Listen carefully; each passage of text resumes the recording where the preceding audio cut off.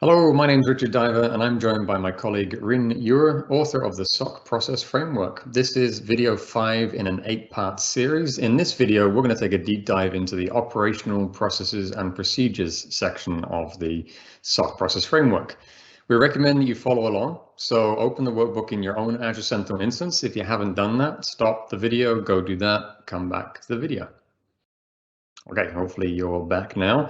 So Rin, with this one, we're going to do this in really two halves, right? The first half, we're going to go through and understand all about how we do this as a operational processes when we're doing incident response. But then we'll take a look at what kind of things should we do on a day-to-day basis, right? So daily operational practices, things that keep everything healthy and checks and running. So over to you, Rin. Tell us a bit more about operational processes and procedures. I appreciate that, Richard. Yeah, we're definitely gonna kind of break this up, but we're also going to spend a lot more time in Sentinel looking at how to leverage the things that are in this the operational processes and procedures section, and how to apply the things that we've learned from both the analytical process stuff that we showed earlier in that session, and then what to do around some of these things: triage, call out, escalation, incident management, so on and so forth. So we're going to spend a little more time today, which I'm really excited about. All right, so let me share my screen here. Okay, great. So this is a very large section of the workbook, as you can kind of see here. Again, we have our table of contents. This is our SOC operational process and procedures table. You get here by clicking on the operational processes section of the workbook. This will load that, and then you can come over here and start clicking all of the sub pages that tie back to the table of contents with each of its descriptions and comments. Now, the section for part 1 of video 5 or session 5, we're going to be focused on the incident management process. We're going to focus very highly on these sections. And then in section 2, we'll step into the daily and weekly and reporting process. So that's going to be part 2 of this video series. All right, well, let's kind of dive in a little bit. Let's load our incident management process. And let's talk a little bit about the scope and the summary of what incident management process is. This is how to apply the triage procedure that we learned about in the analytics procedure in our last session. And this is kind of exciting because now we get to look at what incident elevation looks like. We get to look at how to apply the annotation stages during an incident. We get to look at whether or not we need to determine further elevation or initiate action as determined by severity, as well as determined by the type of evidence and evidence gathering that we're pulling back. So these severity cards give you the ability to think through not only the information as it applies to the security impact, but we're also giving you some examples. So in this particular case, we've called out receipt of email expressing a low-level threat, or discovery of a phishing event without the report of compromise. So we've seen that. We don't know to the extent of these examples how far wide they may reach within the environment, but that's okay. So we're going to start at that severity 4 until we've gathered more evidence and we have more examples that lead us to maybe a SEV 3 or a SEV 2 or even a SEV 1, should that be the case. In our SEV 3 here, we're kind of looking at intermittent security alerts. This is where we call out a more moderate security impact to infrastructure and systems. We're also looking at severity, typical issues such as policy violations or single system infections, especially whereas malicious code is known and contained, right? Now, severity 4 events that are not resolved within the established service level agreement or service level objective. So this could be something that started out as a SEV 4 and became a SEV 3 because it fell outside of that established service level. And that's something to consider and to be mindful of. A lot of folks, a lot of organizations really do treat their security operations as a service to other organizations and to their business. And so they want to make sure that they're snapping to metrics and they're snapping to, certain service levels that they've agreed to from business to business to provide the best type of operational expertise within the security parameters that have been afforded them. So just think about that. And if that is different for your business, this is where you would come in and you would change these severity cards to snap to your line of business and to some of the nomenclature and or examples that you're using that you feel is pertinent to the type of impact that your business may experience. All right. I'm not going to cover Sev 2 and Sev 1. I think they pretty much speak for themselves, but this is really where we're getting to a much higher level of impact and a much higher level of compromise. So when we get to Sev 1, we're talking critical, major service disruption with a publicly displayed attack. We're looking at unauthorized access to sensitive systems like HR, payroll, finances. It's a distributed denial of service, or maybe a theft of computer systems or media containing sensitive confidential information, malware that's causing a destructive outbreak, looking at large number of workstations, looking at large number of even production like services or servers, applications, a defacement of a company's reputational websites, logos, content, as well as any type of vulnerability that may be transactional across servers or subnets. So all of these things deliver on the type of criticality. If there are other things, right, your vertical may fit into retail, it may fit into healthcare, it may fit into, other type of verticals. The type of critical compromise may look a little different for your line of business. That's okay. This can be modified and tailored to fit that type of line of business within the vertical that your business sits, especially on the type of revenue generating businesses, services, and applications that you serve within your business. So all of those things need to be taken into consideration when thinking through our severity cards and the way that we've delivered out on the examples here. Once we understand what that is from a step 1, we step into step 2. That's really where we initiate action. We're thinking about the annotation of the tag to the incident, for a Sev 1, a Sev 2, Sev 3, and Sev 4. Again, we kind of went from 4 down to 1, but here we're kind of reversing it, 1 back down to 4. So we're kind of giving you a little bit more details around that service level agreement. We're thinking about the time requirements in Sev 1, who they're reaching out to, potential call outs with the Sentinel incident number. We're looking at covered information that can be disclosed to external teams, as well as who is ownership of the incident, who's going to be driving that from the SOC side of the house, maybe from an MSSP side if you are partnering with a managed service provider, who is delivering this on an external organization that you're bringing in that's a service owner, an app owner, or some type of production infrastructure owner that they have critical knowledge to help drive the type of investigation that needs to deliver on not only the incident response side of the process, but that assess, contain, remediate, and then of course helping to deliver on the postmortem to really put back into that tabletop exercise or to that type of incident response methodology so that what worked, what didn't work as people are playing their part within the role. All right, so this kind of speaks for itself, kind of gives you some examples on each of the different severities, what how to annotate the incident, and what each of those annotations mean. And then we step into steps 3, 4, and 5. This is really where we're documenting the activity in the shift log. We're continuing to monitor that activity. Maybe we put it into a live stream, or we have a hunting query that we want to go execute periodically. So you've escalated to a business owner and they are looking to monitor for configuration changes, Maybe they're applying additional controls that protect the infrastructure, protect that line of business. And then they're partnering with you to deliver on the type of monitoring that would monitor for those controls or those changes within their environment. All of those pieces could then tie into following up on this level of activity.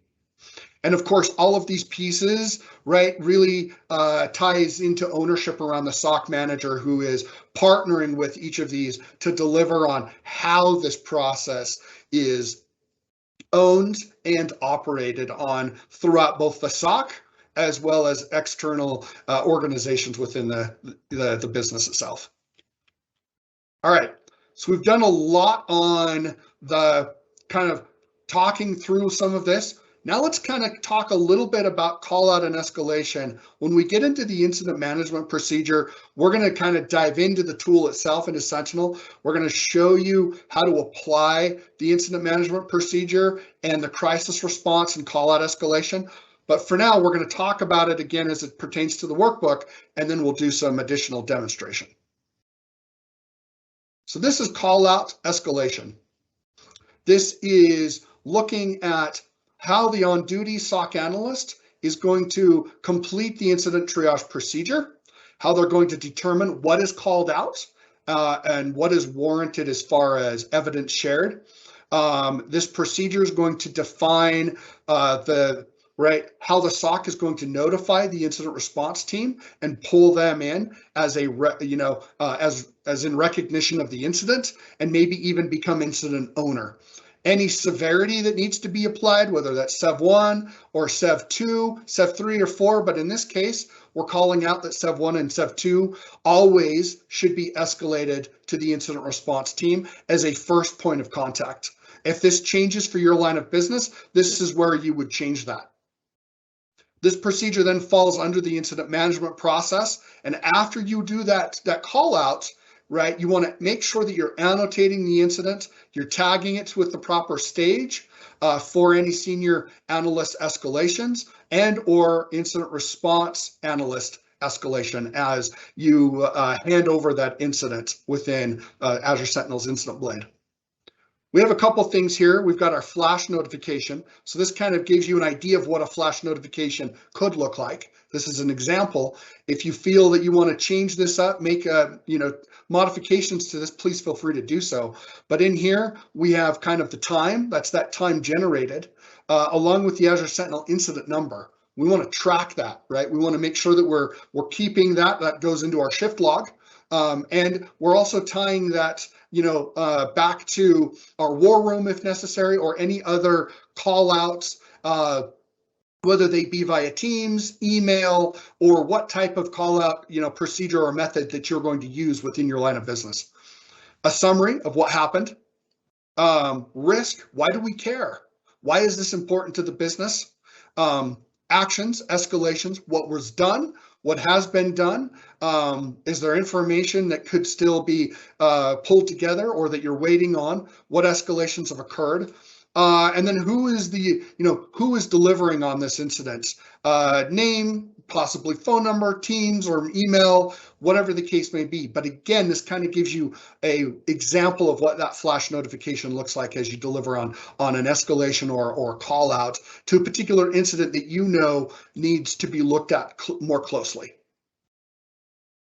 And then we list out our steps, right? We don't call out things for SEV 3 or SEV 4 because those SLOs, those service level objectives and service level agreements, fall to a much wider time box to look and to drive that investigation. It's really when we're getting into that SEV 2, SEV 1, we know we need to be bringing in external teams and external resources that we're really kind of calling out, right, SEV 1, SEV 2, and what are the steps that you need to be considered. So in this particular instance, we'll just take one of these. We'll take SEV 1 here. We know we need to open the Azure Sentinel incident. It should already have been done, especially if you're delivering on it.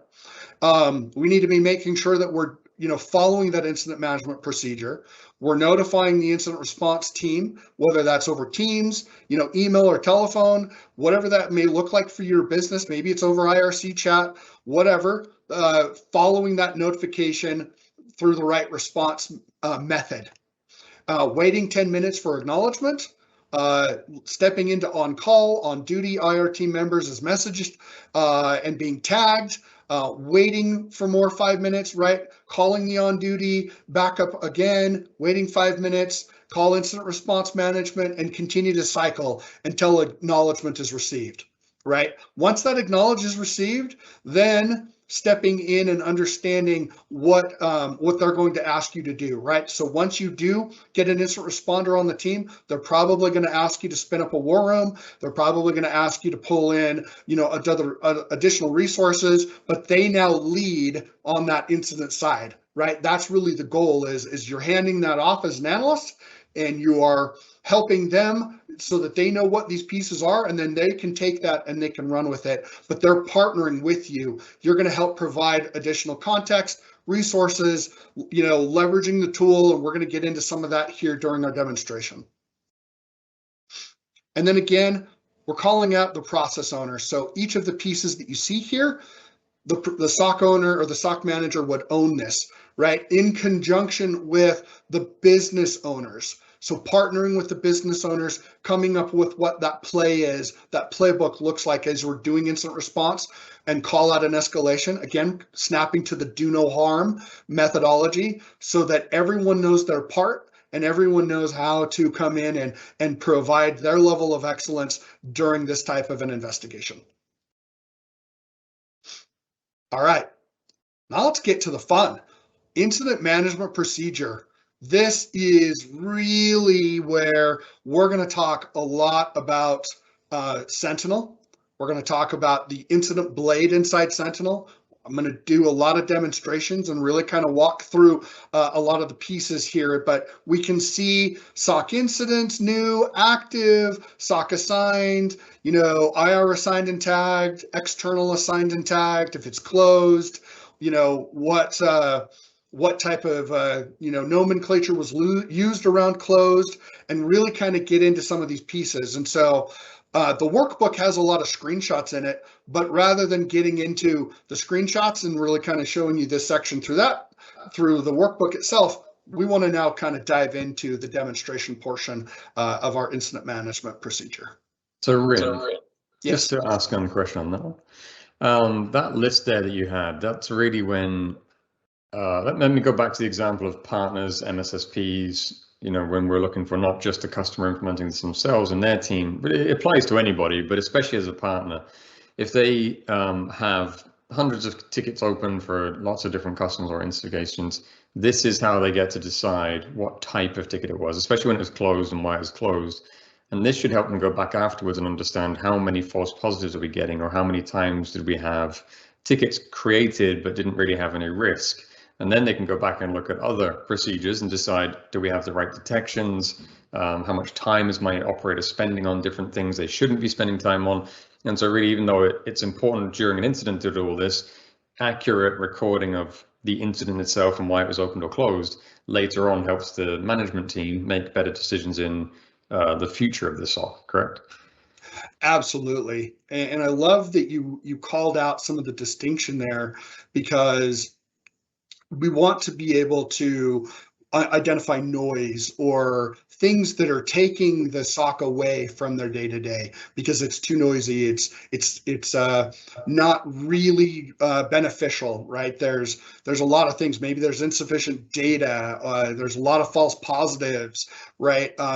Whatever the case may be, we want them to be able to focus on events of interest, things that we know could potentially drive impact down on a business. And so if they're being taken away from that, then that takes away from the overall security posture, because now, right, they're being inundated by things that really has no meaning and no matter within the Sentinel blade, the incidents blade. So this really kind of helps to bring a lot of clarity to that. We can help drive the right metrics through KPIs around why things were closed. But also, and we talked about this in last session, the SOC use cases. That portion of the workbook, to kind of go back a little bit, allows us to take a working analytic and say, you know what, this wasn't ready for production. Right. It needs to go back to testing or back to development cycle. And we take it out of rotation until it's been fixed through the KQL logic and looking for things that really drive down the noise, but are pulling out events of interest that really help shape the type of investigation that we're looking for to protect the business. That makes a lot of sense. Thank you. All right, let's do the demo. Okay. So I have a few things here. You can kind of see things that have been queued, things that have kind of been triaged. And I want to show you kind of how easy some of this can be. And so I've kind of prepared some things for us to kind of step into. I have one here called crypto mining. And under crypto mining, you can see that this particular incident is now owned by Michelle Jackman. It's in the status of active. It's a medium severity. It looks like there's some additional content or evidence that's been brought in. But one of the things that we want to talk about is this is under investigation, and it's a Sev 2, so not quite a Sev 1, but it warranted a call out and an escalation. So, I started this, and then I escalated to my incident responder, who would be Michelle in this instance. So she now owns it from an incident response perspective. You can also see that I have a war room open.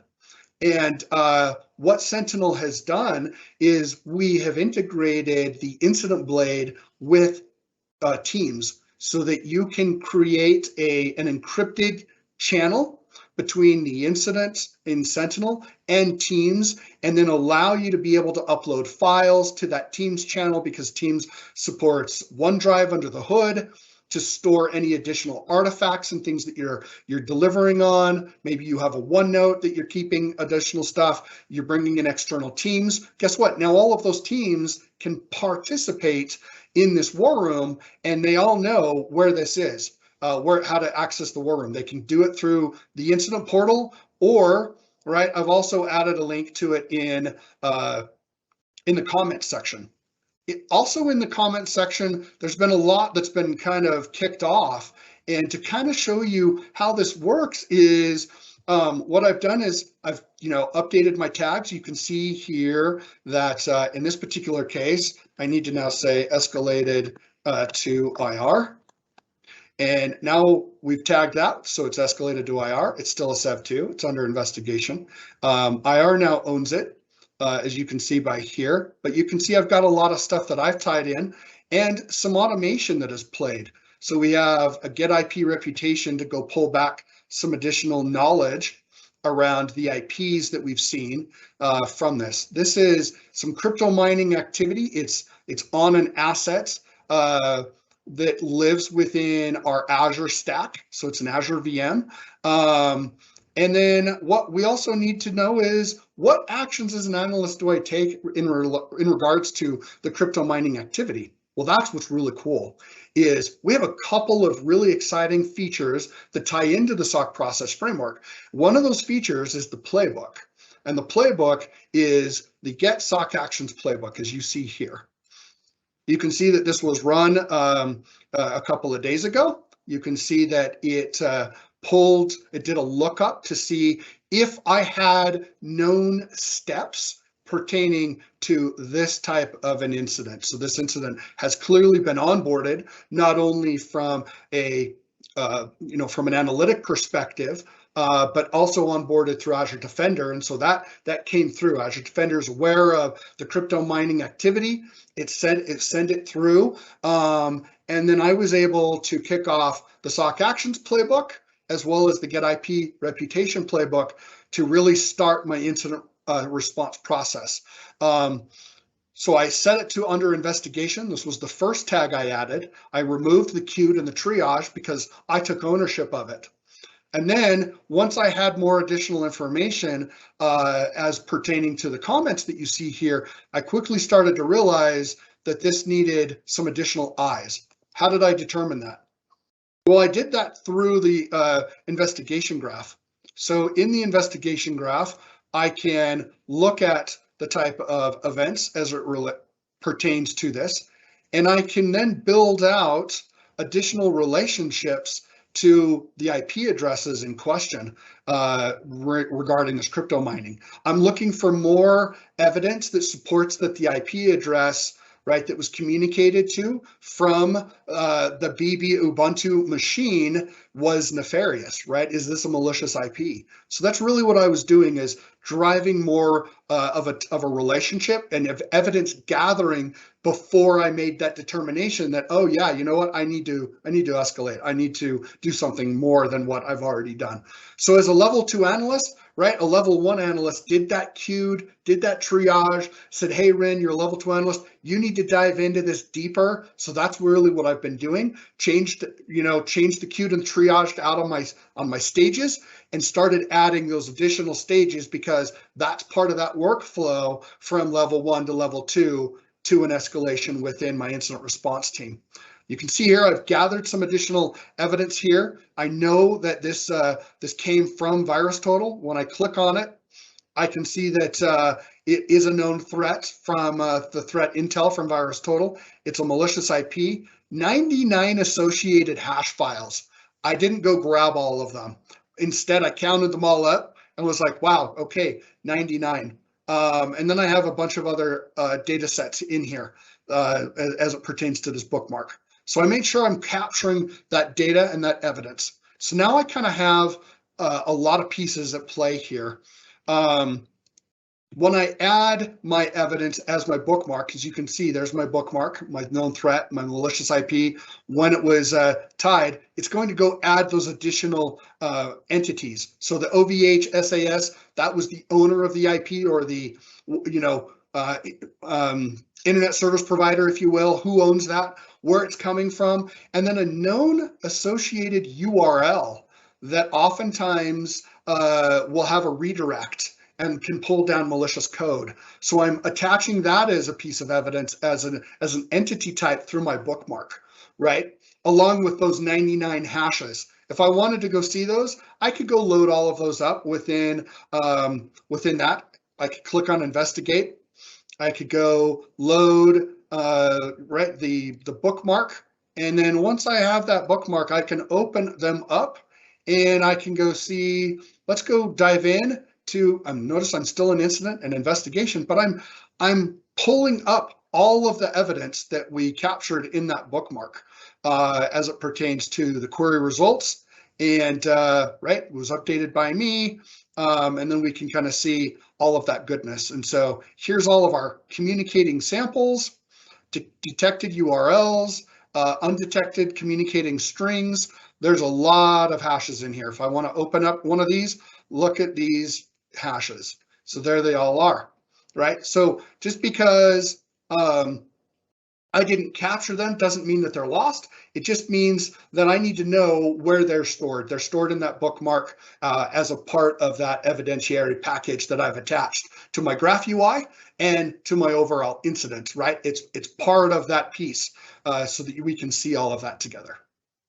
And then I'll use my breadcrumbs to kind of step back to my investigation and take me kind of back to where I'm at. So this kind of walks you through at a high level where pieces are at, how I'm thinking about the annotation stages that we've talked about on the analytical process side of things, and then how we're applying the severity and the call out and escalation side in the operational portion of our process framework.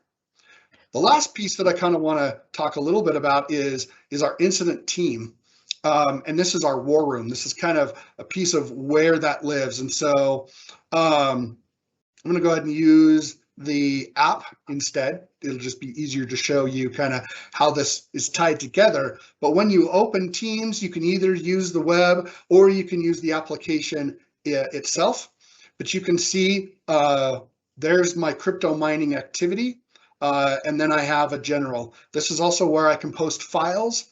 And because I've pulled people in to here, they can then click on the incident page and have the incident page loaded within this section. So one of the things that we can do, and sometimes, and again, it doesn't always work in the demo, but you know, when you're tying it back to that application on the team side, the idea really is to be able to showcase that incident page so they can see what you're seeing from a SOC side without having to go log in to Sentinel. And that's really important. It's important that they're able to do that.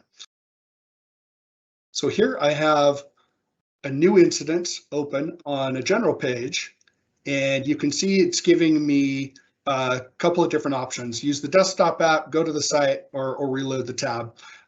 In this particular instance, I'll just click on go to the site so that you can kind of see what I was talking about earlier, where it loads the incident. So on the dashboard side, it will load that incident page. And this is important because you may have other folks that are not custom to using Sentinel. They may not know what they're looking for.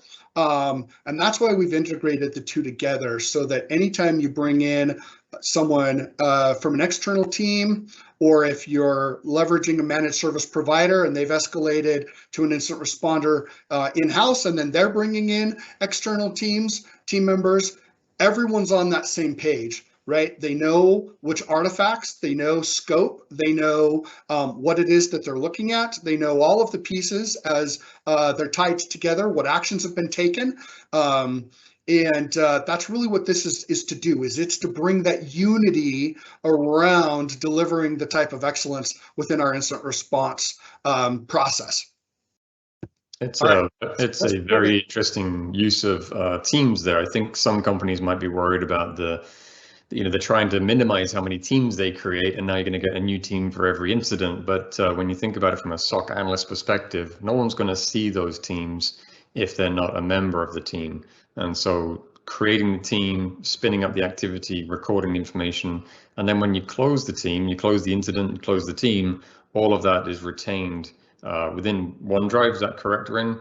That's correct. Yep. Right, and so it's retained, and then you've got logs and you've got evidence, but as you said, you don't have to bring people to the UI of Azure Sentinel in order to get them to understand how to use it. They can just chat and talk and meet and bring more evidence to the game. It's fantastic. Yeah, it really is, and it's about bringing that single pane of glass experience that so many customers are looking for, especially during triaging and delivering on incident response. You know, how do I gather artifacts? Where do I put them? How do I keep up to date on all of the actions and the things that have taken, you know, that have been applied during my incident response process? Who has owned what portion, right? You know, and how are these pieces, you know, being delivered? Who owns the assess and contain and remediate? Who's delivering on the notifications, and who's delivering on bringing, you know, these artifacts together? And so having this type of integration to deliver on teams for a war room, where now these two pieces are interconnected based on an incident that you're delivering or running through, is so critical. And the other thing too is when you close this down, right? So when I move to this to a closed status and I click closed, it says closing the incident will archive the associated team. And this is something that they need to be aware of, that, you know, you're not going to be seeing all of these teams pop up, right, that you called out earlier, but we're going to be archiving them along with the associated artifacts, so that if they need to go back, they can. We don't want you to lose any of that data, but we certainly want to make sure that the integration between the incident response process and teams is seamless and delivers on the type of excellence that I think customers are accustomed to using when, you know, experiencing a Teams call, to the type of experience now that can be integrated between the Sentinel Incident Blade and Teams respectively. So new capabilities, new integration to deliver on a feature that I don't know that a lot of folks have really thought about, and bringing these pieces together, because I think there's a better together story here when you definitely bring what you can do in incidents with what you can do inside Teams. And there's one other thing that I'd like to call out there as well, Rin. On this page, minimize that view there, so there's this medium here. Now, one of the feedback that I get from a lot of partners is they'd like to be able to change the names of this and change the status and have more in there. And I think if you think about it from a development perspective, if you wait for the product group to make a change to a UI, the change is only going to satisfy certain people at certain times. So I think if you stick with what's here as the default 4 types, the tagging gives you the ability to modify it and customize it however you want, and it can change based on more context, and also you can search through it. So the idea of it being a Sev2 could still be a medium and have a one-to-one liking, but the fact it's been escalated to IR teams, or the fact that it's it could be privacy versus physical security. There's lots of other types of events that it could be as well. And so I think it's a tagging, seeing it like this, it really brings home exactly why you need to learn tagging, do tagging, and make it customized to what your company wants it to do. I couldn't have said that better. Absolutely. There's so many things to consider with tagging. Tagging gives you that flexibility above and beyond what the traditional UI may or may not give you. And so you may have a different nomenclature that you want to follow outside of what the process framework is, architected around. Okay, absolutely, let's do it, right? Go in, make the changes on the process workbook so that everyone knows how to follow that nomenclature, and then you train on it and make sure that people are following that process and they're adding that tagging in a way that is respective to that nomenclature. But this gives a lot of flexibility in that regard. And once people realize, I think that there's so much flexibility here in tagging, you can build workbooks, reporting metrics off of tagging. You can take a lot of the way that we're thinking about it from even the security efficiency workbook and apply some of those KPIs to the tagging itself, and not just to the assigned or to the severity or to the way that we're thinking about closing it. But now you can mix and match between what we give you out of the UI to the way that you're snapping these type of metrics within your tagging. So this opens up a whole new way to deliver on security operational excellence. Very cool. All right. Let's see here. We have, let's come back here to our incident management procedure. Just kind of scroll down. You can kind of get an idea, find an incident. We've covered that, right? Filter on incidents as needed. Let's kind of show you what that looks like. Now this is kind of a cool trick. We have a new feature in Sentinel called advanced search. I like this, especially when I'm working on an incident. Maybe I've got it triaged, or maybe there's something going on inside here there's more than meets the eye. Maybe in this particular incident, I've got this host, so Linux Server App 1. And one of the things that I can do is I can open up this advanced search. I can click entities, I can click apply, and then I can type in my entity. I know that's a host. I can hit enter, and it's going to go pull in the last 48 hours every single alert that has occurred on behalf of that machine. This is a cool new feature, and this is important because as an analyst, I may want to come in and be like, okay, I've got several that are under investigation, some that are Sev3, some that are Sev4, some that aren't even under investigation yet. One hasn't even been, right? It's been triaged out of the queue, but it's not been accepted under investigation yet. So I've got a lot here. Another capability that we could do is this. I can click the checkbox on all of these because I know they're all tied to the same host. I'm already investigating 2 of these. So now I have an action section. I can click on my action section. I can say, I'm going to leave the severity as it is. Let's assign it to me. Let's add my tag to under investigation. Okay, and click apply. So now every one of these has been assigned to me, and every one of them are now under investigation. And now I have the ability, and that was easy, right? Now I'm looking at every single one of these and I can connect them because they're all connected to the same host. I could start a pivot. I could do something like, okay, I know that all of these are going to show up when I'm building my investigation out based on this host. And I may start from pivoting from the host out and build an investigation graph. Instead of looking at it per incident, I may want to do it a little differently and say, well, let's actually go do it through the entity behavior, go pull in my Linux server, because I know that that is a host that I want to go collect, go build my incident off of.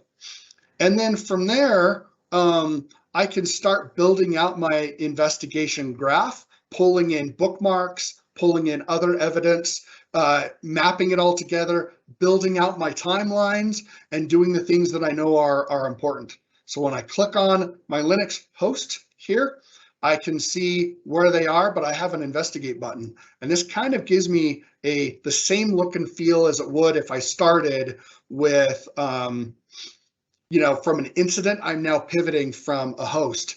And so now I can kind of go look at all of the different type of activities and things, as it pertains to it, right? And I can say, okay, well, let's go look at all of the processes or accounts triggered, or I want to go look at assigned IPs or whatever the case may be. I can now pivot out and I can build out an investigation, from an entity because I know that all of those alerts are there, and I can kind of expand upon this. So it's another way of thinking about things. It's another way of grouping incidents together. It's another way of assigning them in bulk, right? So that you're minimizing the effort, right? You're taking all of the incidents that have fired around a particular entity, and you're saying, well, they're all tied to this production machine. Let's go investigate them as a totality.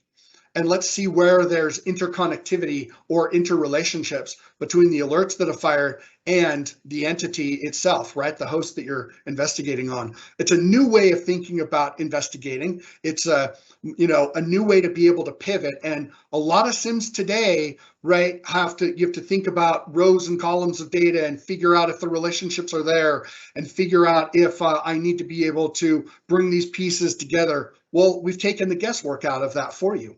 Sentinel now gives you that intelligent relationship building so that now I can go expand upon activities on a given host, user, process, right? IP address, whatever the entity is, right? I can think of several different ways that I could go create a KQL query to go look for other entity types. In the UEBA side, we give you the three, right? We're giving you the users, the hosts, and the IPs, but still, it really should get those creative juices flowing to get you to think about how to drive an investigation outside of just what is being triggered on through those alerts and how to group those things together. We've made it super easy for you within the tool. What do you think about that, Richard? Any thoughts on that? Yeah, that's really cool stuff, isn't it? I really like to see how it's every step of the way to try to make it less manual work for people. There's still a lot of things you got to do. That's part of running an 8 or 12-hour shift, but we're trying to minimize just how much of that is laborious work. Yeah, very cool to see these real life examples as well. Awesome. All right, so one of the other things we're going to do, let's just go grab one of these. This has been queued and walk you kind of through what this looks like. So this has been queued. A level 1 analyst would come in here and say, you know what, there's something to this. This is in Azure Defender. It doesn't look like it's succeeded, but maybe I need another piece of eyes on it. So I would say, okay, let's triage. Okay.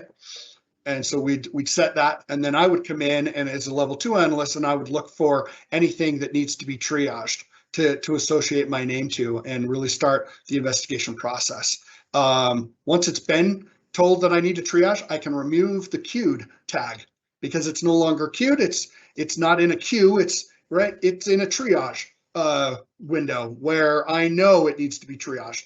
If it's going to not be queued or not be triaged, a level 1 analyst can say, oh, well, we get a lot of this noise maybe they go ahead and they remediate something early on, or maybe they kick it back to engineering and say, hey, there's a lot of noise going on here. We don't have enough sufficient data. So what we could do is I could say something like, I could assign it to myself and apply that, right? I can set that status to active for now. I can even change my severity, but I can add my tags here. If I do decide that I want to close it, what I can do is I can add my closing classification here. Maybe there's false positive, incorrect data, or I love this one, incorrect alert logic. This is a great way to kick back to your engineering team to say, hey, we've noticed that this is incorrectly alerting. We think that there's something going on with the Custo query language under the hood and the way the query is constructed. So we're marking it as false positive, incorrect alert logic, and we're going to kick that. We're going to kick that back. This is also where we would go back to the SOC process framework, or the engineer with the SOC manager would. And in the SOC use cases, maybe change the suspicious authentication activity to something in dev or in test. So now it's no longer in prod. I'm going to kick that noise out of my queue. And now we're allowing the engineering team to go back and retrofit the type of activity so that it's more meaningful as I do a triage and work through this incident response process. These are all important things to think about and to consider through this framework, right? In why you make certain actions and do certain things within the incident blade as a level 1, level 2 analyst, or as an incident responder analyst, or even as someone that I'm, bringing in as an external team member to work on an investigation with me.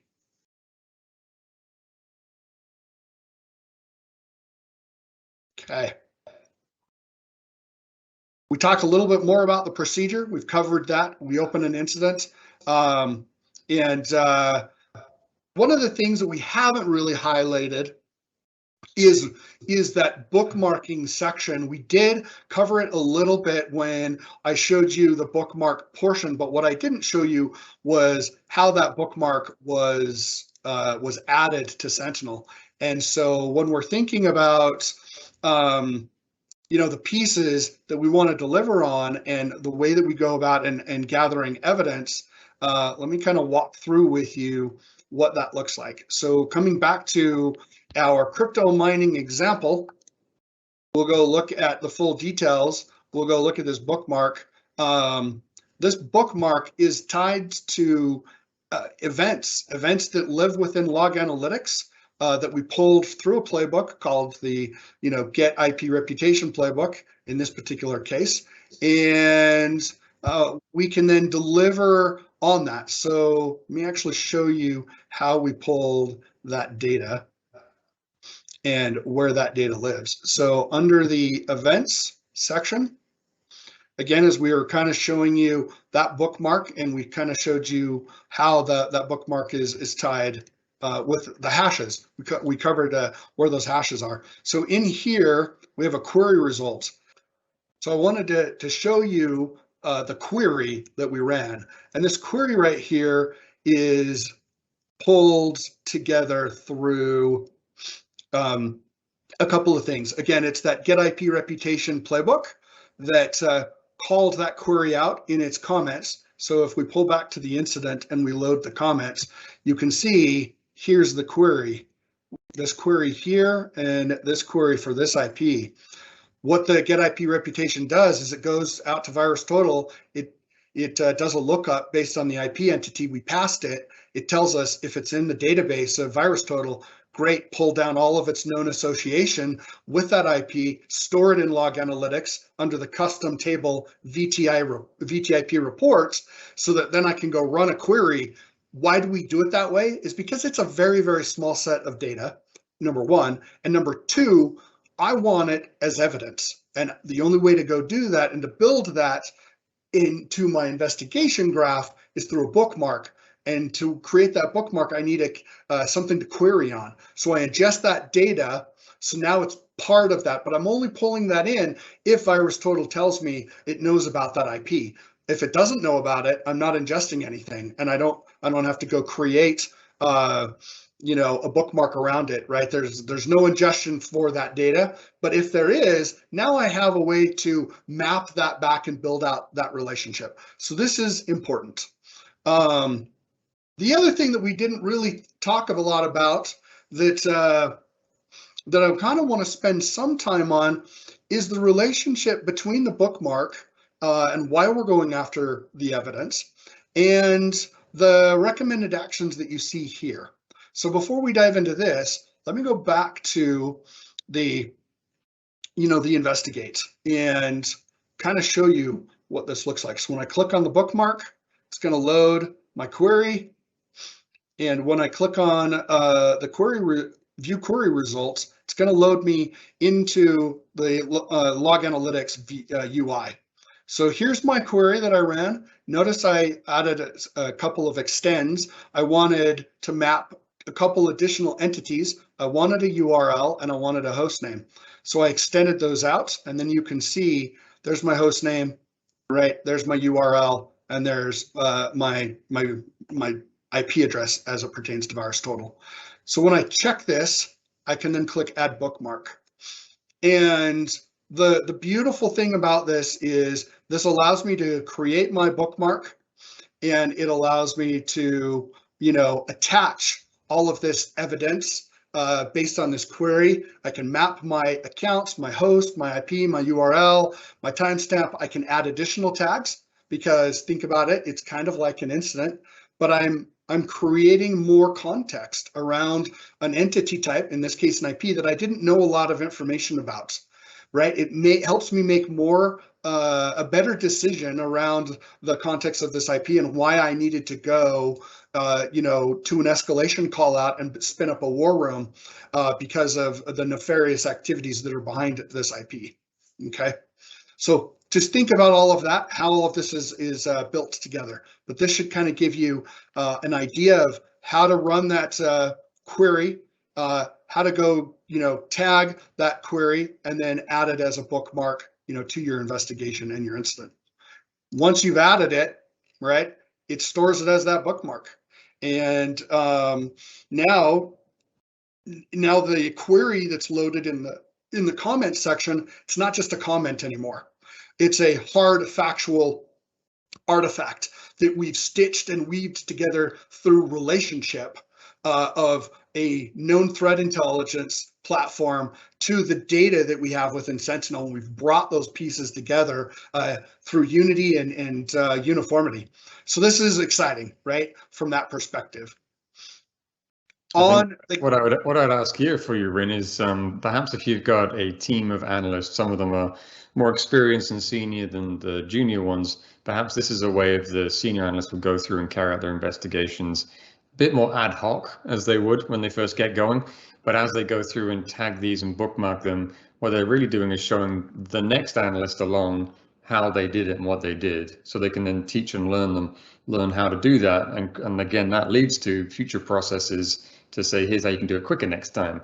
So vice versa, the junior could be logging and explaining what they did, and then somebody else more senior can look at it, review it, and provide guidance. Or somebody who really knows what they're doing because they've been doing it for 10, 20 years is running through this very fast, but we're capturing the steps they did so that others can learn from their actions. Is that the way that you would teach a SOC team over a period of time? Oh, absolutely. Right. There's going to be skill sets and things that each analyst bring to the table, and the best way to learn is by being able to go back and review. And Sentinel's a great open book for that because it's all open to transparency. You can see exactly what was done through the comments. You can see what was done, as you're adding queries, bookmarks, things that maybe you ran through a hunt query and you created a bookmark out of that versus a threat intel source. Whatever the case may be, you're tracking it, right? And then you're adding it as actions to the daily shift log so that as you do hand over to the next shift that's coming in, right, they're very up to speed on what's taken place and where do they need to pick up, right? Where was it left off, and where do we pick up? So not only just junior and senior, but also just different skill sets, different experiences, different focuses, and also around the world, if you're doing a global SOC or different time shifts, yeah, just keeping track of where you're at, because it's very easy to forget where you were at, especially if you have 3 or 4 different major incidents happening at the same time. Somebody may be jumping in for just 10 steps of the process and then away again. Very cool. Yeah, it's so critical that you call that out, because I think, depending on where an incident may be picked up by an analyst, it may be, premature in its investigation. And and during that handoff, there may not have been a lot of action taken, compared to something, earlier in the shift where they've gone to war room and you're transitioning off. Great. Now they've got a way to be able to step into that war room. They've got links to that. They know they've got tags around escalation, and they see the recommended steps. And in the shift log, you could document, okay, I've made it from 1 to 5. So when you're picking up, now you're picking up on step 6 and looking at, 7, 8, and 9 and executing on those pieces. Or maybe it says I've escalated to a IR and I'm awaiting additional information. And so for now, that incident is on hold while you have another pair of eyes that are looking at it, or you've brought in maybe an external team to see, is this even a security issue? Maybe it's a config issue. Right. And so you've brought in an external team and they need to say, yeah, you know what? A config got misplaced. Something happened and we got to go fix that. It's no longer a security issue, right? But you're waiting on that validation. All of these things could very well play into the way an analyst are sharing that information and passing along that knowledge that you called out, right? That knowledge share. And so that's really what we want to do, is we want to help lower that bar on the day-to-day operations on what each analyst is thinking about, how they're transitioning to and from, who are they engaged with, what actions have they considered, and that's really what this is we're removing the ambiguity. We're removing the what do I do next question that I get from so many customers as I talk to. It's like, okay, Ren, show me the day in the life. This is the day in the life. And there's so much to consider in the day in the life that it can't be done in a single conversation, but it has to be done over, days and weeks and months of training, execution, and passing on that knowledge. Yeah, I think that I know that security can be both an art and a science, and I think that's what we're trying to do here, is show that some of this is an art form. You just have a feeling you need to do a certain thing and do certain steps together, but the more you can decompose it later and work out what's the science behind it, what steps would you have taken that would have made a quicker action, or I'm working at the blast radius versus a multi-path investigation because there's so many intertwined pieces to it. Yeah, the better we can get at that over time, the more likely we are to find more problems, find them faster, and resolve them faster as well. Excellent. Absolutely. All right, so let's talk a little bit about this before we move on. I want to talk about the Get SOC Actions playbook. This is such a critical component to the overall process framework, because what this playbook does is it connects to the SOC process framework overall. So that really is, on the analytical process side, in the incident analysis right here. Remember, as we kind of talked about steps 1, 2, and we're grouping, events, understanding the attack, and asking questions around context. This is where we're now going to bring this portion of the playbook, the incident analysis portion, to the incident management procedure. Okay, so here's how that looks and how that works. You can see this playbook here. This playbook ran, but it knew that this alert had been onboarded. So let me show you how this alert was onboarded. So what we're going to do is we're going to jump into Azure Sentinel, and inside Azure Sentinel, we have a watch list. And inside our watch list, it's called the SOC Recommended Actions, or SOC RA. This is our key. Our key is the alias, the SOC RA. When I go in and I look at these, I can click on the Edit Watch List items. And in here, I have a column for my alerts. These are all the alerts that have been onboarded from ECAR, test files to different Defender for endpoint detections, WannaCry ransom, crypto mining activities, whatever has been onboarded within my production environment. Then, based on my business, mantra of do no harm, while deriving to the effective assess, contain, and remediate, I want to deliver actions that are pertinent to my SOC and what actions they need to take prior to escalation.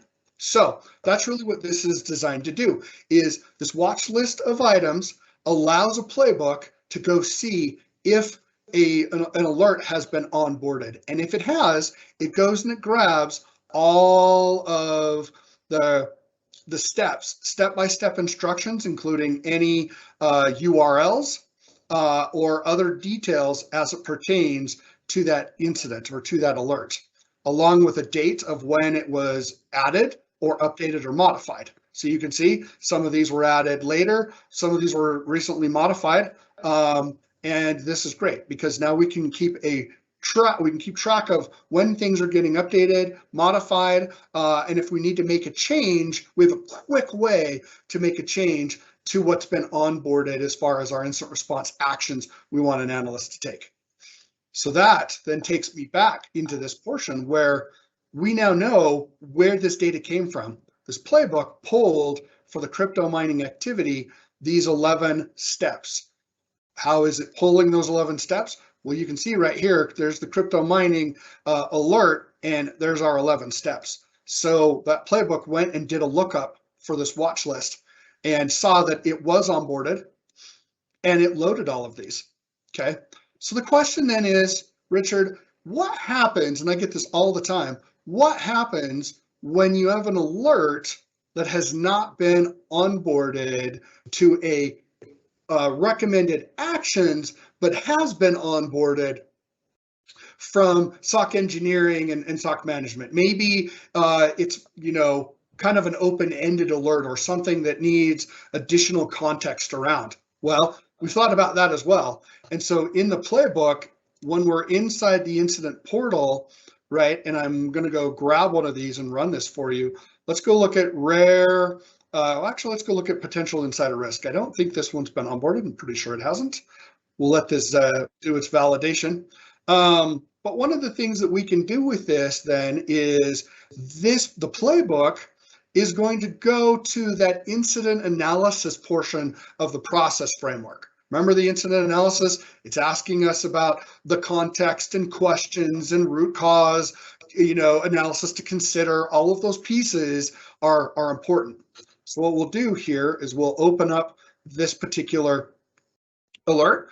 So we've got several alerts that have run, but we only need to run the playbook once, right? Because even though we've got a lot of alerts, we just need to run once just so that we can know what do we need to do around this. So we're going to run it. There's our playbook. It's ran. We'll come back. We'll do a refresh, and we should now have one comment. Now, there's our incident analysis procedure from the workbook. What it's done is, because it hasn't been onboarded through the watch list, it's not prescriptive, right? It's not a set list of actions I want an analyst to take.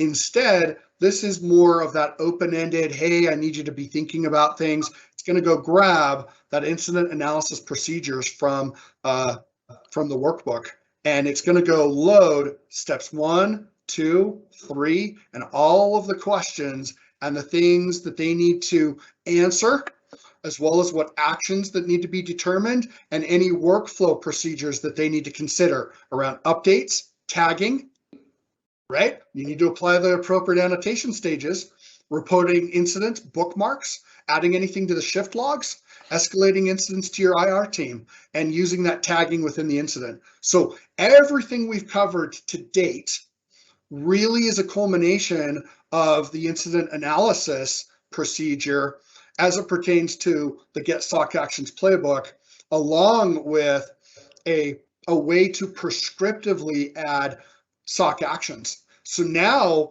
it doesn't matter, right? It doesn't matter if it's been onboarded or not been onboarded. The analyst knows exactly what it is that they should be thinking about, what questions they should be asking, what procedure they need to follow, and what steps they need to take as they dive into this. Rin, I'm glad you've covered this because it's not the most intuitive use of watch lists, but it's a fantastic use of it. And we do actually have a separate video, the very last one in this 8-part series, that will cover how to set that SOC actions up and how this works in more detail. So if this was too fast, you can go back and watch this video again, or get to the last video and you get to see when we talk about SOC actions, that ability to build up a default action versus custom actions and pull that in dynamically. That's maybe not what WatchList was originally intended for, but it works, and this is how it does it. Absolutely. All right. Let's now spend a little bit of time into some of the rest of these areas. Let's dive into crisis response. And crisis response gives us the ability to think about how we want to respond.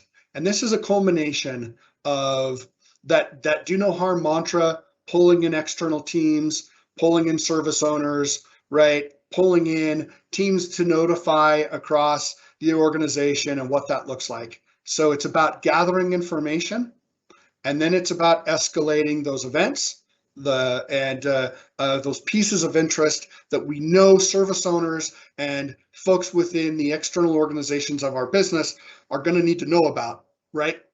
So it's pulling in all of that information. Then it's thinking about what to notify around crisis, teams, and who to contact. So again, this can be customized.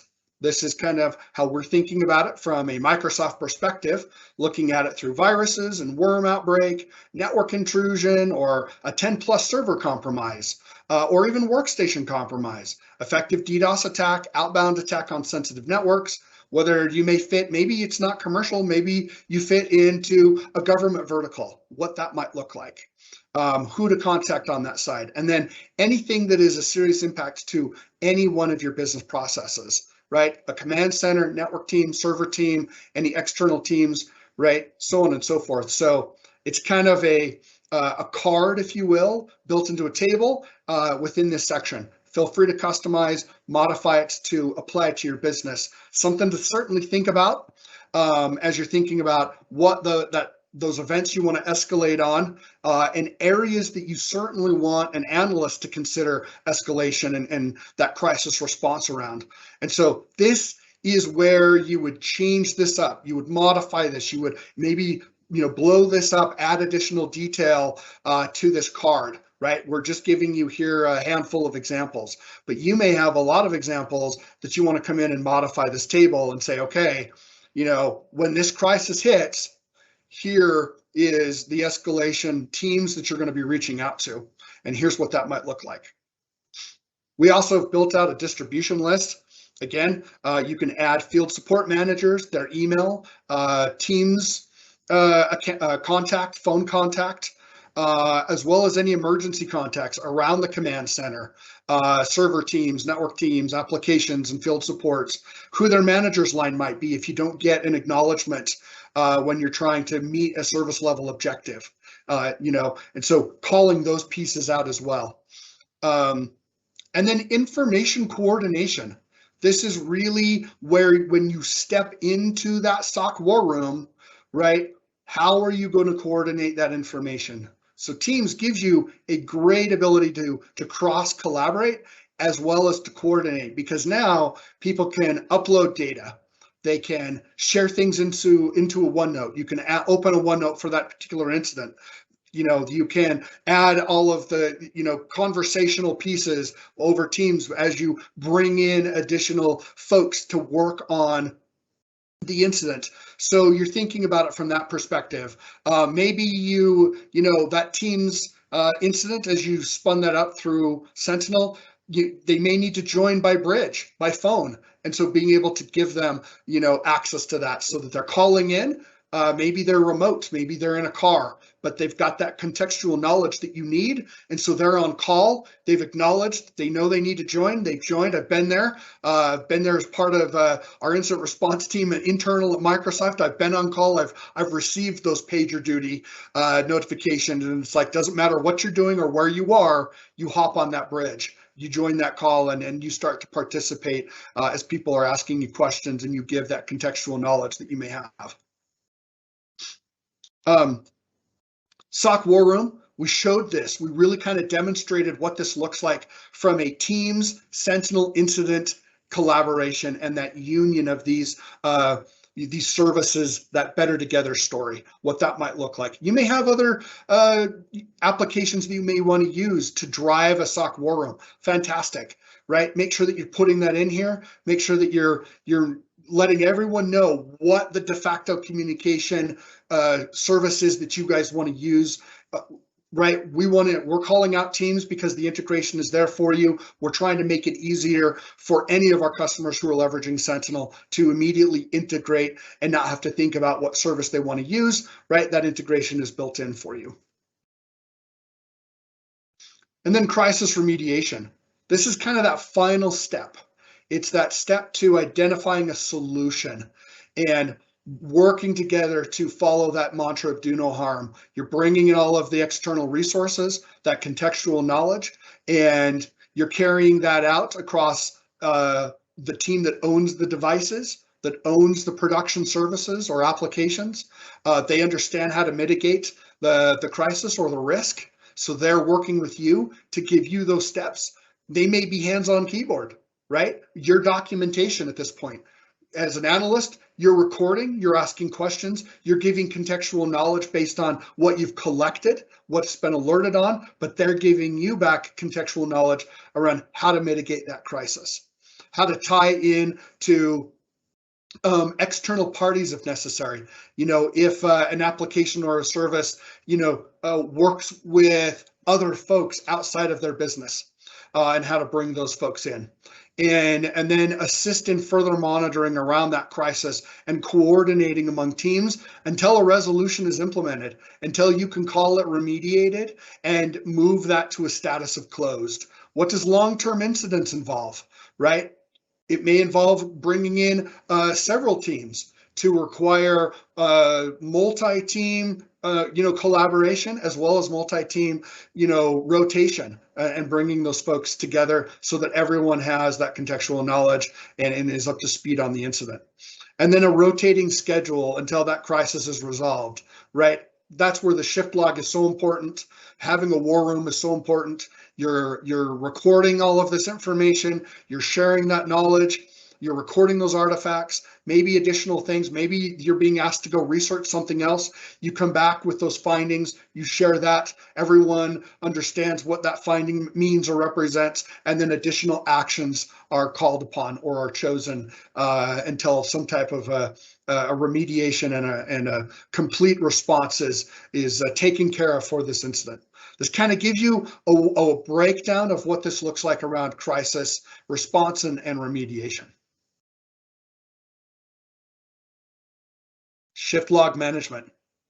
This is one of my favorites. I talked a lot about this over the course of these 5 videos so far.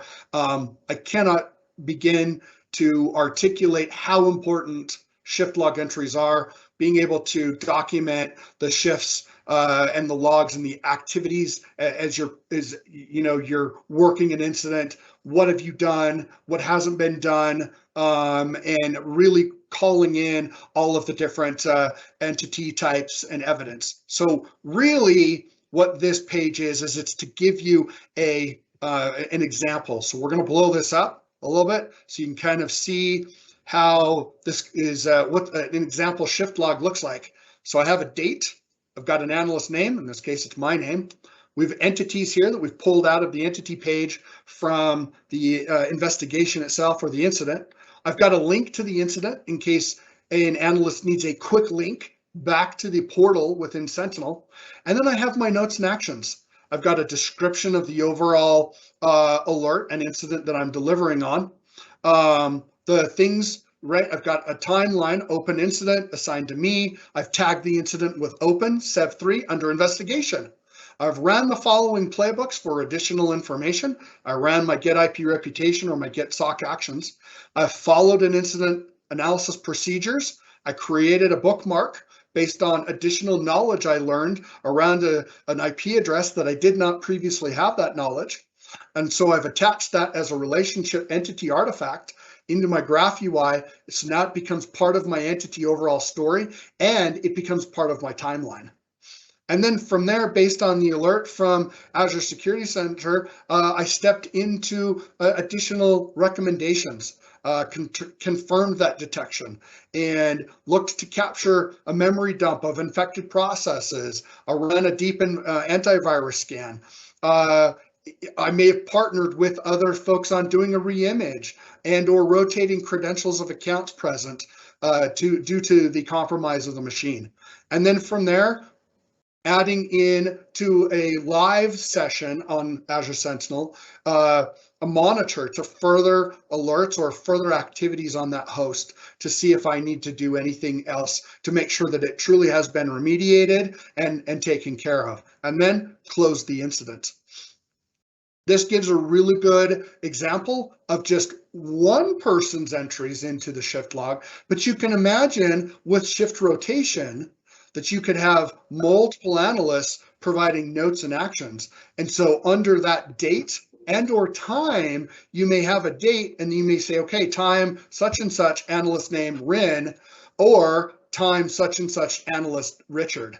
And so Richard may pick up where I left off and add additional notes and actions under the notes section, but the entity types may not change unless Richard adds an additional artifact through maybe a bookmark or through some other type of KQL query, right? And so you can now see how it can grow and become a living, breathing artifact on its own to grab all of the pertinent information. This also helps future analysts come in and skill up really quickly, because now they're watching the flow from beginning to end. They see that they need to log into the Sentinel incident blade. They know that they need to grab something that is assigned to triage. They need to assign it to them.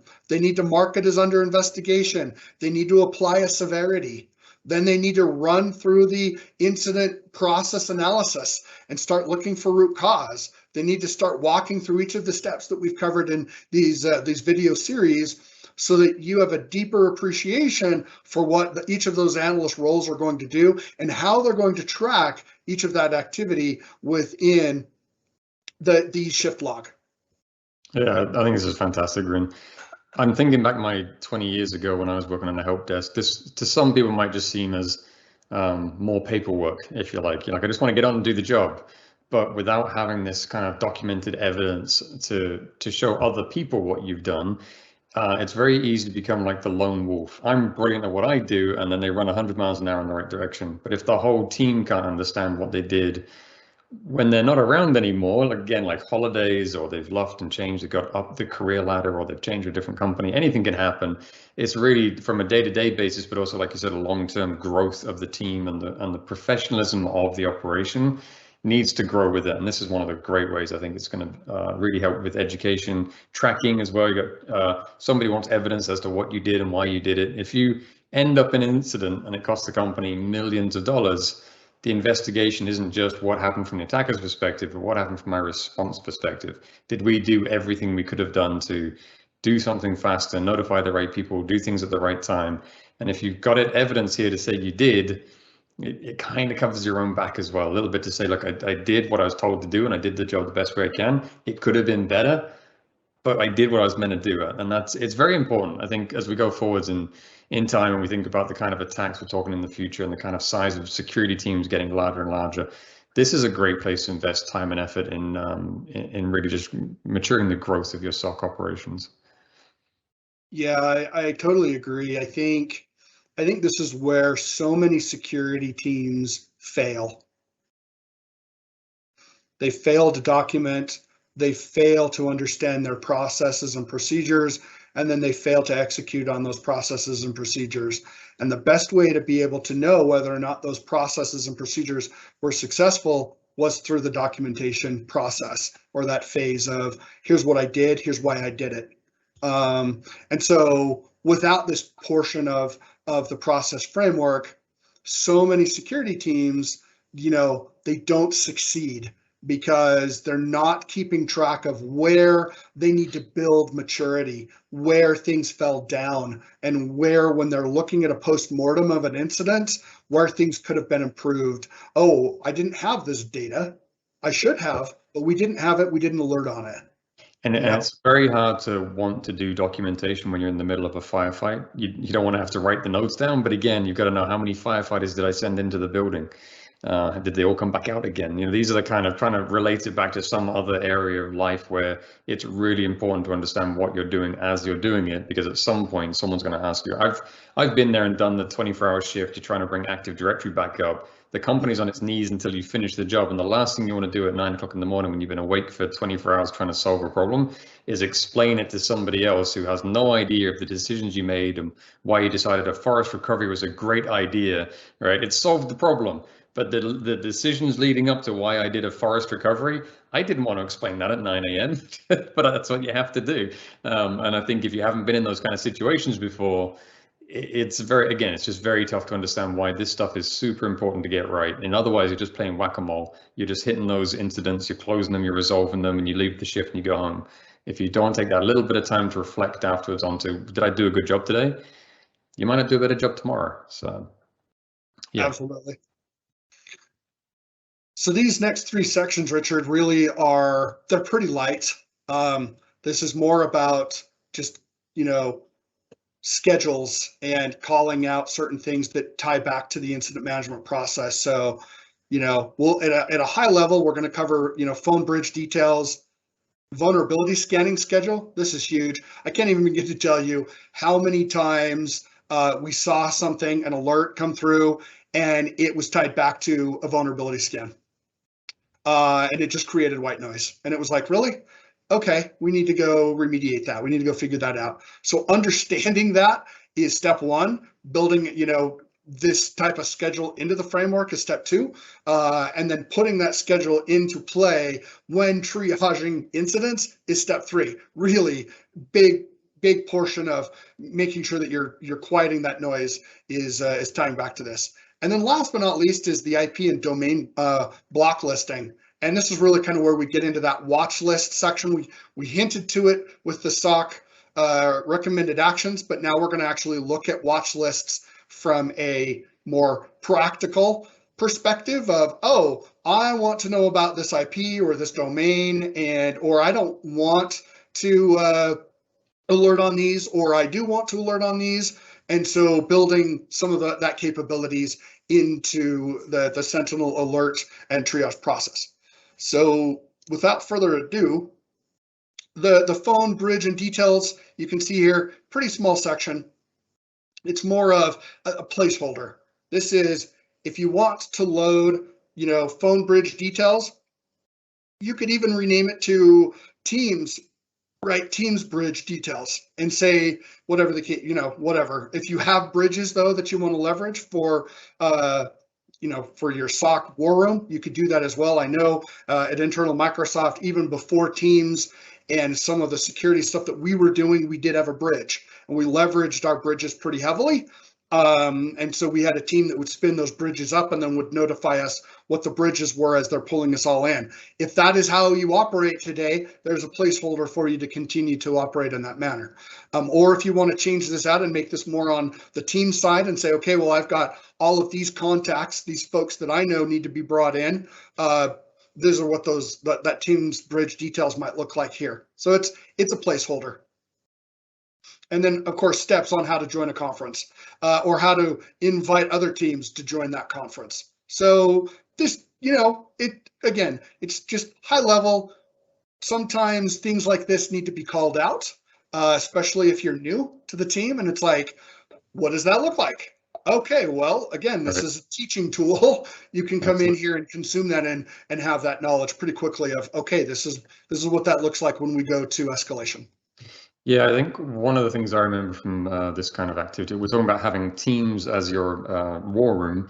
You can use Azure Active Directory B2B, so you might be signing people in from third-party companies and they might have to do MFA. So having something like this to explain to them what they're going to do and what they're going to see.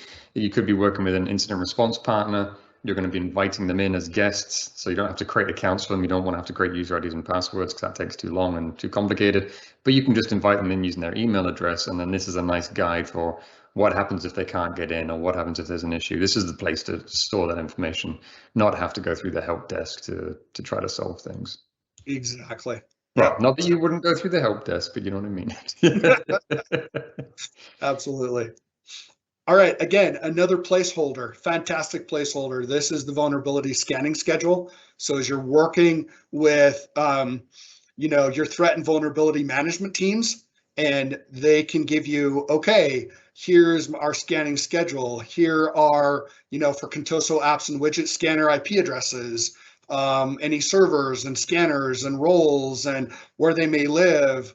And then we give you a list of port scanning links around like scanner VLAN scanning, for Qualys, if you happen to use Qualys, or you could store other documentation if you're using a different threat and vulnerability management software suite. So we happen to leverage Qualys within Security Center. That ties back into Sentinel. And so that's why we're calling these links out within this workbook, is because of that integration, not because of, this, that, or whatever. It's more of just we want to make it more seamless. And so we're providing some of that documentation because we've already done the integration work between those tools. And then the manual scan schedule. If there are manual scan schedules, you can come in here and update this table. As well as pen testing activity. If you know you've got a pen test coming up, you know that it fits within a certain date range. You may not know specifically when and where and why, but you may, they're going to give you generics, because most pen tests will do that so that you put your SOC team on high alert. They know, okay, from day 1 to day 7 within this given week, some type of pen test nefarious activity could happen or should happen based on the pen testing activity. They can come in here, review this, know that that activity is going to be taking place within that time-bound window that they give you, and what to potentially look for. And then from there, any external IP addresses for your business. And these are IPs that are used around from pen testers in order to exploit vulnerabilities. So you may want to call that out. I mean, I can tell you when we did a lot of our tabletop exercises, our pen testers would get the better of us sometimes. And so we started marking certain things down, and we would know when we saw certain activities, and it made us better. It made us stronger. It forced them to think outside of the box. They couldn't use the same box of tricks. They had to come with new techniques and new tactics to try and break in, and hopefully our monitoring picked it up, and hopefully our controls also prevented that risk as well. And so again, it's all about that maturity model and driving that up. But if you can help augment some of this through lessons learned, this is where that placeholder would be on some of those type of activities. All right, so we're going to jump over to the demo side of things and show you kind of what this looks like in real time.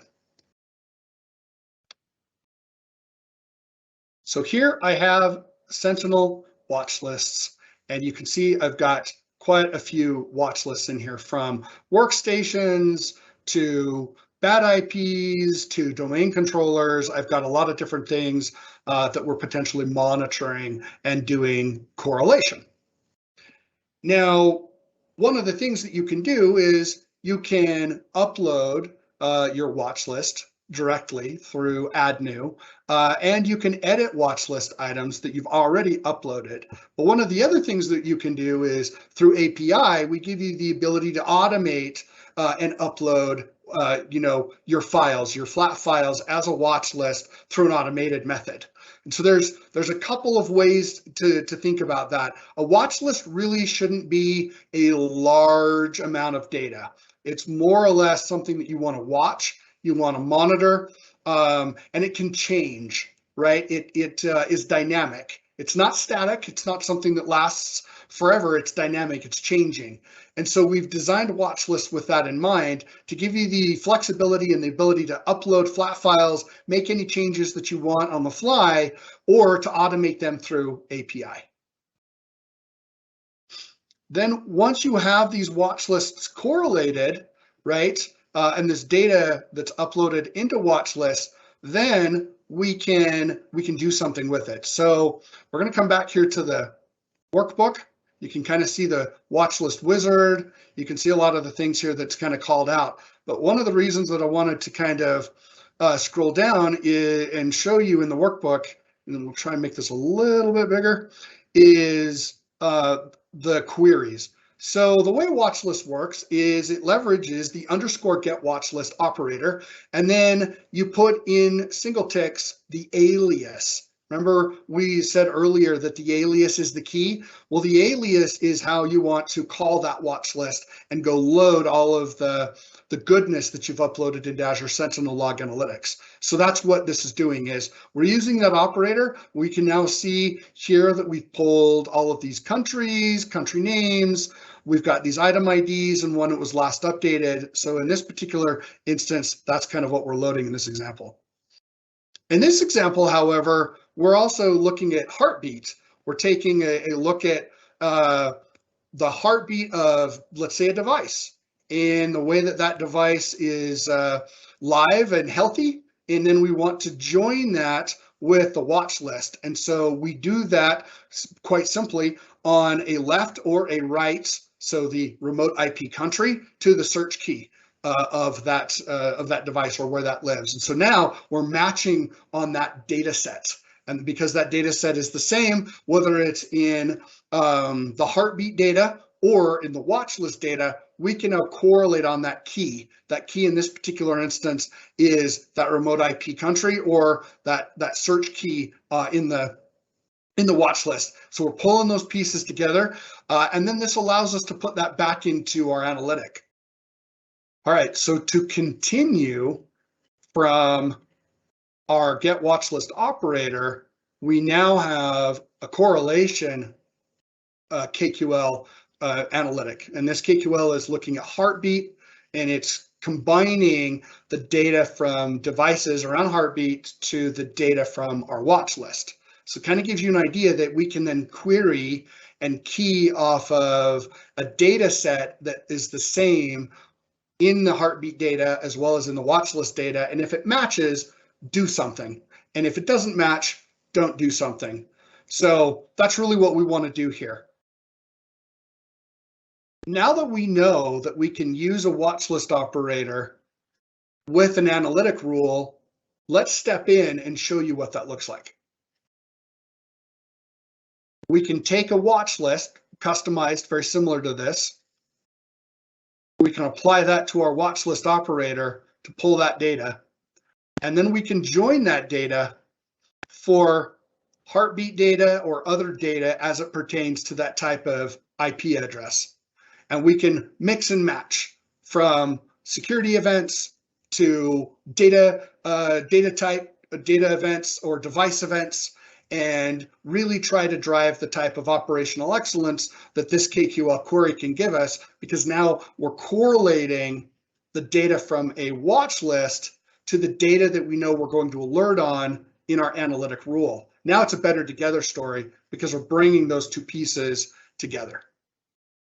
Then from there, we can create our rule, and we can step in to the rule wizard of the analytic and really starts to apply the right type of correlation that we know we can get when we bring the data in the watch list to the data within the data set itself.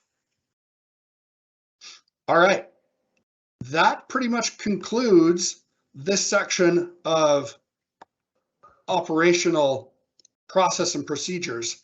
And I appreciate you joining with me today. Richard, back to you. Yeah, we're going to take a short break and then we're going to come back and talk about the daily operations. See you soon.